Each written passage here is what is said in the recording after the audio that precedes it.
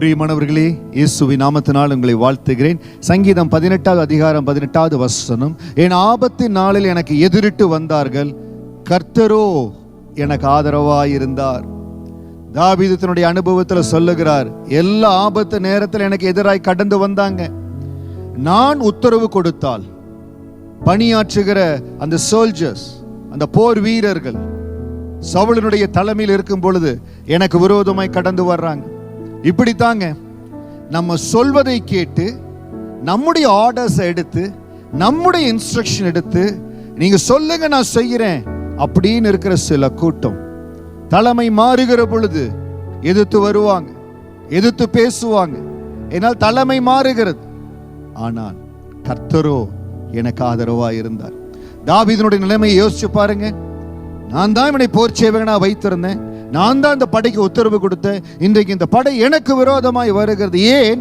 தவறான தலைமை. அந்த தவறான தலைமையின் நிமித்தம் அவர்கள் அப்படியே எதிர்த்து வர்றாங்க. ஆனால் கர்த்தரோ எனக்கு ஆதரவாய் இருந்தார். இதே சூழ்நிலை நீங்க இருக்கலாம்.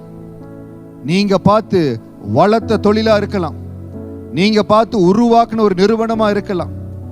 நேரம் வருகிறது, திடீரென்று காலங்கள் சூழ்நிலைகள் மாறுகிறது, உங்களுக்கு விரோதமா எழும்புகிறாங்க. ஆனால் உங்களுக்கு ஒன்று சொல்றேன், கர்த்தர் உங்களுக்கு ஆதரவா இருக்கிறார். கர்த்தர் உங்களோடு கூட இருக்கிறார். கர்த்தர் உங்கள் வலது வாரசத்தில் இருக்கிறார். நீங்கள் அசைக்கப்படுவதில்லை.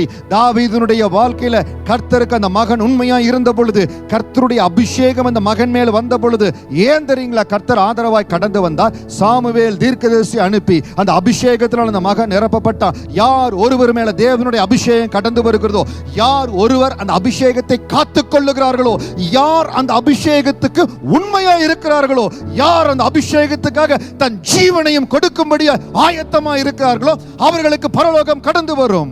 அந்த அபிஷேகத்தினுடைய மேன்மை, தேவன் கொடுக்கிற அந்த அபிஷேகத்தின் மேன்மை. கர்த்தருடைய அபிஷேகம் சவுலின் மீது கடந்து வந்தது. ஆனால் அந்த சவுல் அந்த அபிஷேகத்துக்கு உண்மையா இல்ல. ஆண்டவர் சவுலோடு நிற்கல. ஆனால் தாவீதின் மேல அந்த அபிஷேகத்துக்கு தாவீது உண்மையா இருந்த பொழுது கர்த்தரோ ஆதரவா இருந்தார். எந்த சூழ்நிலையா இருந்தாலும், உங்களை எதிர்த்து வருகிற எந்த சூழ்நிலையா இருந்தாலும், உயிருக்கு பிரச்சனை வருகிற, உயிரின் போராட்டம் வருகிற எந்த சூழ்நிலையா இருந்தாலும், கர்த்தர் உங்கள் மேல கொடுத்த அபிஷேகத்துல உண்மையா இருந்துருங்க.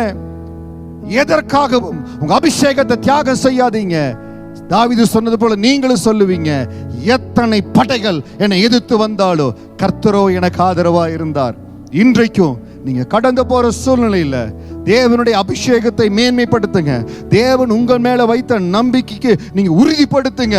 ஆண்டவரே, என் மேல கடந்து வந்த அபிஷேகம், அதற்கு நான் உண்மையா இருப்பேன் ஆண்டவரே. என் மேல கடந்து வந்த அழைப்பு, அதற்கு உண்மையா இருப்பேன் ஆண்டவரே. நீங்க நின்றுங்க. கர்த்தர் உங்களை வாழ வைப்பார், உயர்த்துவார். தேவனுடைய விசுவாச பாதையில் இருக்கிறீங்க, கலப்பையின் மேல கை வைத்துட்டீங்க. ஆண்டவரே, இந்த விசுவாசத்துல நான் உறுதியா இருப்பேன். விசுவாசத்துல தளர்ந்து போகாதீங்க.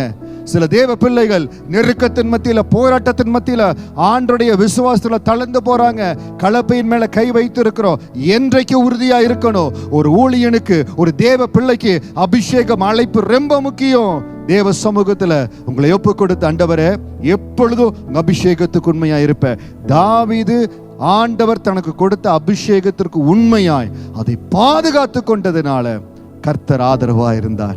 இன்றைக்கு நீங்க உங்க மேல வந்த அபிஷேகத்திற்கு, உங்க மேல வந்த அழைப்புக்கு நீங்கள் உண்மையா இருப்பீர்கள் என்றால், எந்த சூழ்நிலையிலும் ஆண்டவருடைய அழைப்புக்கு, தேவன் கொடுத்த அபிஷேகத்துக்கு துரோகம் பண்ணாம, ஆண்டவரே உமக்காக நான் நிற்பாண்டவரே, வாழ்வோ சால்வோ தேவனுடைய பாதத்துல என்னை ஒப்பு கொடுக்கிறேன்னு சொல்லி நிற்கிற பொழுது கர்த்தரோ எனக்கு ஆதரவா இருந்தார். அந்த தேவன் உங்களுக்கு ஆதரவா இருப்பார், உங்களோடு கூட இருப்பார், உங்களை பலப்படுத்துவார்.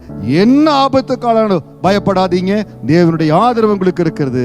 ஆதரவு அளிக்கிற அந்த தேவன் உங்களை பலப்படுத்தி எல்லாவற்றிலும் உங்களை சாட்சியாய் வைப்பார். ஆசீர்வாதமா இருப்பீங்க. பலத்தின் மேல பலன் அடைவீங்க. God bless you.